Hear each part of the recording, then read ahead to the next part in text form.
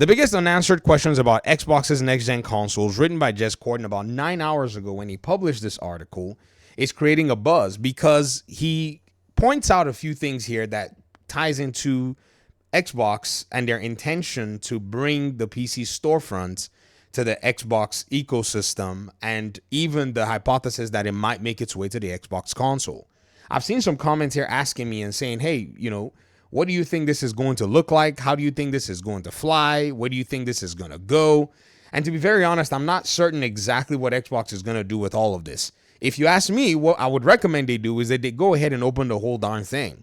I mean, I'm talking put an update that would literally patch and access for players who are even on the current Xbox Series S and the Series X to be able to access something like this, and then make it available for the next console. And then whatever it is that they want third-party partners to do with their brand on their hardware, they need to go ahead and do it. That's just a simple, short, and sweet piece of this whole conversation. Why? They want to increase accessibility. They need to be about that life. Like, they need to not even be thinking about it. They need to simply just go and say, hey, what's up with this? You can't play these games? Well, here you go. That's what I think, number one. However, when Jez Corden is writing this particular missive, it's very interesting with the way he comes in and, starts to write things. He said, Microsoft's 9th generation consoles, namely the Xbox Series X and Series S, have had a bit of an odd life cycle. The console sold incredibly well, at first even outpacing the PS5 during some quarters due to stock limitations. But since then, the desire for Xbox hardware has seemingly collapsed. A very interesting observation, Mr. Corden. Let's see. Year over year, declines have been the name of the game for Xbox's hardware fortunes, even as Microsoft's gaming footprint expands exponentially across Windows, mobile, and even PlayStation itself. Indeed, Microsoft has decided that it doesn't want to sell Xbox consoles to the masses anymore. Now, Jez, this statement that you just made, indeed, Microsoft has decided. You know how deliberate that is?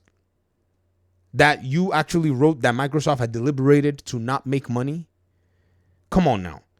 I gotta say, this may be rage bait. This may be some kind of engagement farming seed that's been planted here. Or this truly may be what Jez Corden actually thinks. That indeed, and I'm quoting the article, like literally, guys, I'm going to put all this stuff in post-production so that you can see it. Screw it. Indeed, Microsoft has decided that it doesn't want to sell Xbox consoles to the masses anymore, relegating them to the lower end of the overall strategy. As much as I listen to what this guy will say in some cases or read what he will write, I think I can confidently say that he has zero evidence to this claim. Well, hold on, not like I think. I am quite certain that he has zero evidence to this claim. What this claim insinuates is many layers thick. For instance, that Microsoft has decided that it's going to close the opportunities to be able to make more money via this avenue that makes it the most money in its gaming arm. Do you see how that goes? And that comes from the perspective of that spreadsheet that I show you guys all the time, where we looked at Game Pass revenue and compared it to Call of Duty revenue every year.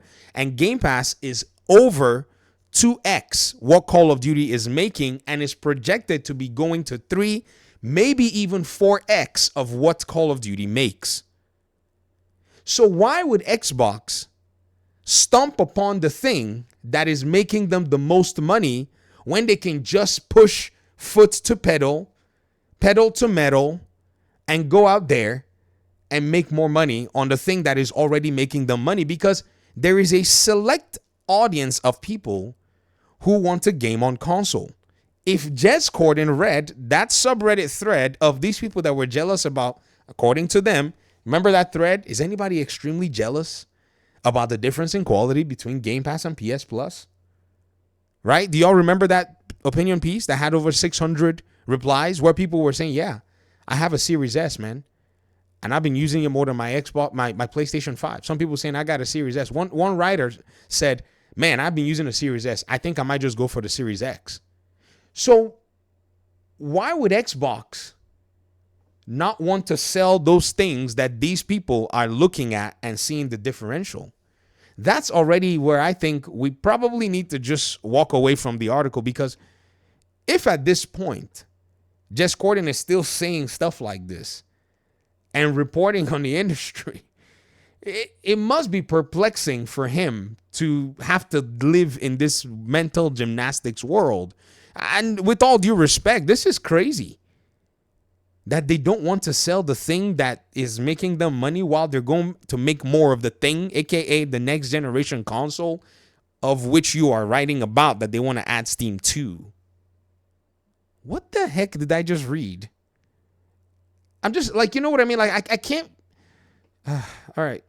Then he said Xbox consoles will no longer have exclusive games, with Microsoft relying entirely on Xbox Game Pass and other features to try and draw in users. Jez, you've literally contradicted your previous statement, because if they're relying on Game Pass, then by nature they're relying on the fact that Game Pass makes the most money on the consoles, which you just said they're no longer interested in selling. It's either you know something about Microsoft's business in gaming that we don't know, or you're just categorically wrong, because you have by yourself just proving it. I don't know. I was reading this article to show you guys that, oh, this is probably what Microsoft is going to do, but I have to stumble over this, pile of something to get there, apparently. And it's twisting, it's like I'm trying to walk through, the field, and there's a big, huge weed that's twisting around my ankle. And I'm wondering, what are you doing here? That's what these set of statements have become. And then he said, so far, that strategy seems to have been a failure. Bruh, I can't understand. You first say that they're not interested in selling hardware. You say that hardware is not exclusive, that they don't have any exclusives. That's why they're not interested. But then you say that they're depending on the service that is most profitable on the hardware itself. And then you say that the strategy has failed when the service is seemingly growing, whether it be in or outside of the hardware or whatever the heck it is. So which one is failing? The exclusive, the non-exclusive strategy, or the Game Pass strategy? Which one is failing? I can't seem to wrap my mind around this. Then you said Microsoft is pushing forward. This is the next line. You know what? Sometimes you just got to, jump over the weeds. Microsoft is pushing forward in earnest though, with 10-gen consoles already costed up and in development as we speak. So why would they be developing the next-gen consoles if if they're not interested in selling it? Man, the last time I tried to read an article from this guy, I just quit in the middle. Is this going to be one of those days again? I'm trying my best, guys. There's no internet, and I'm trying to make this video for y'all. And it's very expensive on my mind, on my mental health, to read this. Like, what is this? I don't have to. Like, we can talk about other things in the gaming industry, like, Doom the Dark Ages and the level design and some really cool stuff, man. Like, what are these people writing? We can talk about Arkham Knight, really cool games that came out in 2015 in the PS4 era. We can talk about, GPUs and there's so much that we can discuss. I'm happy to make 25 videos on these issues. But what is this? What is this?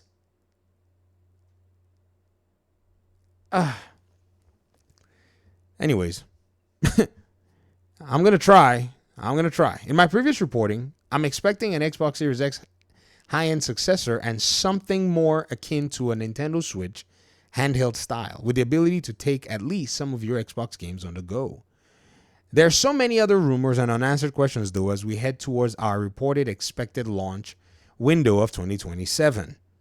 A few years ago, Xbox lead Phil Spencer teased that he'd like to see Epic Games Store and other PC storefronts live on Xbox consoles. Since then, waves of speculation has poured in about exactly how that might look. For my part, I can say that Xbox has been in talks with PC storefront owners, including Steam's Valve, about what exactly that might look like. There have been other rumors that full integration is even in testing, although I take that with a pinch of salt for now. So, Jez, you gotta help me out. Phil is teasing that he wants these things on the console, but somewhere, somehow, he won't want to sell them. Or are you saying that exclusivity of games is going to be a better proposition than accessibility? Because that's what Phil wants to sell the next console on. The fact that you can play everything where you are. Not just anymore play anywhere, but really play everything anywhere. So do you really think that value proposition is going to lose out to exclusivity if PlayStation can't even show a spine in exclusivity? I could not be more amazed at all of the conclusions in just these few paragraphs that are making my head twist. And I couldn't even be bothered. Like, you know what I mean? Like, if the new Xbox console, has all the storefronts, welcome, I say. They finally brought you console gamers to PC. That's how I'm going to chalk it. I'm going to say thank you. You all proved me right. I'll be happy because, again, my YouTube clout apparently is going to go up that you needed a PC all this while. But I just need to get through how all these pundits and writers are coming to these conclusions. I'm tired, boss. Oh, no, real man. Indeed. Again, another paragraph. There's a huge range of unanswered questions about what that might entail. The next Xbox is expected to play more nicely with PC versions of games, either via emulation layers or via native support. But seriously, what's in it for Microsoft here? You see, this is a good question. What's in it for Microsoft? Why would they want to go ahead and put, Steam and other storefronts on there? Do you know what's in it? Accessibility. Tearing down the walled gardens and actually commoditizing something that you should actually be doing normally. It's almost like how Dave Ramsey commoditized common sense in financial management and personal finance. A guy that basically told you for almost 30 years, write down a budget, don't spend more money than you make, buy things that you can afford, ends up becoming almost a billionaire. Now, yes, he does his own personal businesses, he does real estate and stuff, but you can't be, but he commoditized something so, simple and something so basic. It's exactly what Xbox is trying to do. That gamers should be able to play games so that we can make money. They want to go ahead and sell that notion. Why? Because everybody else is basically selling exclusivity and walling up their gardens. Xbox wants to sell accessibility. The exact opposite. And boy, I tell you, it's working because, our PlayStation player is not buying these games. Are we not even seeing the test run of it? If people begin buying games on Steam, Jez Gordon writes, instead of on the Xbox store proper, Microsoft will be giving up its 30% cut it levies today on developers inside its Xbox console ecosystem.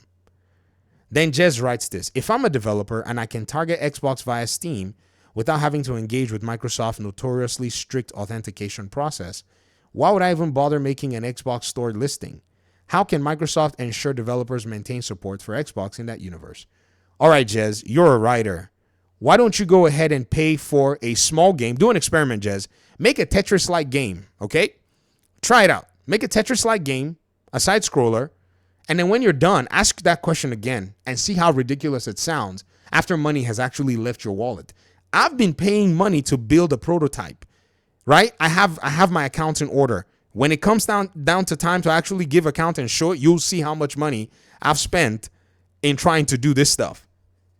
That question is the most absurd question I can ever ask. Why would I want to make an Xbox listing? Sorry, gladly. Why would we not want to make an Xbox listing if we can sell a few more copies to recoup costs and possibly make a profit? See, guys, a lot of these folk that are writing, they've not put pedal to the metal on this matter. They're talking out of an experience that they don't have. There's a reason I went into game development. I went into game development because I was like, you know what? I want to know what the heck I'm talking about. It's not about just having a publication or a YouTube channel. It's about actually being able to talk on things that you have at least knowledge. Why? Because it wasn't necessary that I do it to know.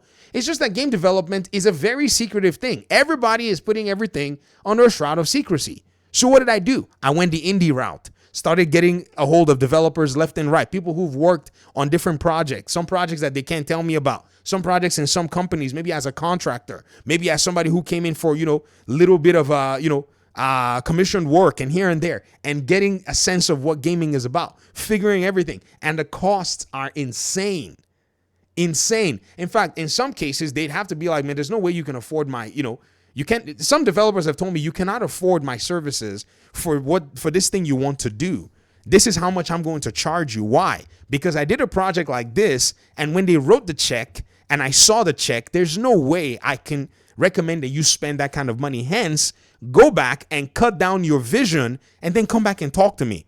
I've had developers literally just help me out like that and say, guy, it's not that we can't do what you want us to do, but if we did it, you won't be able to afford it. Can you imagine if I then push and pull and jump through the hoops and get that game done, that I will ask this kind of question and say, if I were a developer, why would I want to make my game available? What? Excuse me? This is the disconnect that we have. And when I came out and started telling people, guys, see, as a gamer, it's okay to go learn about things in gaming that don't necessarily concern you, because it really does open your eyes to things that, to things that you weren't aware of, at first. I'm over here sitting there and reading this and saying, can you imagine this bro said if I was a developer? Did you not hear from the Inotria developers who, after they said they weren't going to publish on Xbox, they did a 360 and started to kiss the feet of Xbox players because they thought they had a game, right? And they could just publish it, on the PlayStation and PC. And when they saw the pre-orders, they spazzed. They started begging the Xbox community, please talk to Microsoft. They haven't responded to us after we submitted our game. Jez, no offense, bro, but that comment was kind of weird. How can Microsoft... Oh, man. He says, how can Microsoft ensure developers maintain support for Xbox in that universe? Why would they not maintain support for the multi-billion-dollar platform? If they were not maintaining support for those things, how would it have grown and come close to the Windows section and segment of their business? Has Microsoft, stopped maintaining support of critical aspects of their business that you think has hurt it or has hurt developers in one way? If you do know, please let us know. Was it not the same Microsoft that was asking developers, what do we have to do? This person said, if I'm a traditional Xbox customer with thousands of digital games locked to Microsoft's console ecosystem, what if I don't want to start spreading my purchases across different storefronts? Then stay on the console. And what about the optics? Are you a gamer or are you an optometrist? Then he said, should Microsoft's native support of Steam be seen as a gradual exit of the console market? I don't know. You can perceive what you want to perceive. Then he writes, putting Steam on Xbox could bring a huge amount of incidental benefits. PlayStation games could finally be playable on Xbox via Steam versions, for example. Full access to the Steamworks modding platform would be cool too, if there aren't technological barriers. So do the benefits outweigh the, any foreseeable cons? Of course, accessibility is better. On the point of Steam games on Xbox, potentially skipping Microsoft certification process, he writes, and having read access for things like mod and the like, you have to wonder just how close to PC architecturally the next Xbox might be, and no, the next mainline Xbox console will not be powered by ARM, despite rumors. Ladies and gentlemen, all this speculation is okay and fine, and I'm already tired of reading the article, man. I'm telling you guys, man. if the pundits, right, and the writers could have seen what we're seeing now, they wouldn't have to be speculating on all this stuff. They would have a much clearer understanding exactly where Xbox is going. It's the minuscule details that they would have to basically try to, pick away and pick apart. When I said it was in 2020, this is why I don't pay attention to a lot of what they say, because I just got to go and count the numbers at the back of the books And I'll be waiting for them to come join me at the conclusions. And I'm not even good at reading a lot of these financial statements. I got to depend on guys like Game Over 30 and some of you in the comment section, and guys like Everborn that basically send me screenshots of stuff. Because I look at these financial statements, I'm like, what does this mean? And I'm asking questions all over the place. But once you can break it down for me and I can see, oh, so this is what this is doing here. You just got to go wait for the conclusion that a lot of people are going to reach later on. It's just a very interesting reality. You don't have to wait for them. Because these folk were the same people that were saying that Xbox's strategy moving games to PlayStation was detrimental and blah, blah, blah, blah, blah. Not realizing that Xbox had already seen a downward trend in its console sales and was not willing to deal with that again like it did in the Xbox One generation. And decided, just as they went to Steam to save their studios, they were going to do the same for PlayStation as well. And they were proactive about it. And I said then, where's Starfield on PlayStation? And Xbox fans got mad at me. They said, VG, you're a PC player. Shut up. Get off this conversation. I said, guys, if you want to see these studios stay open, they need to put these games on PlayStation. Like, that's a bet that will bring money into these studios, and they're going to stay open. And since then, how many studios has Xbox closed compared to PlayStation, who's keeping games exclusive and recycling them as remasters and remakes for their own audience to buy? You can already see the ratio there's a stark difference. Like, Xbox is holding on to 30 studios. Where are they getting money from? They're getting money from their games that they're selling. Many console players are just not seeing it, but games are going out on Steam. They're selling them. They're bringing them to Xbox. In fact, they're bringing old ones to PlayStation, and old ones are selling. People are like, oh, Forza only sold maybe like 1 million units. I'm like, do y'all not know that that's 1 million units of basically profit? Because if Forza has already sold and made profits that were then used to reinvest into a PS5 port that has now gone out to sell more, it's all icing and cherry and sprinkles on top of the cake. That's literally what PlayStation is. Cherries and sprinkles on top of the cake. Or, in some cases, the other half of the cake. Because a game like Indiana Jones, whoo, those sales on Xbox and PC were kind of, they were tough. But, you know, PlayStation's there to back it up. Machine Games is going to crank out another Indiana Jones game, and then before you know, there's a bundle, and you're like, risks can be taken. Games like Avowed can be made. See,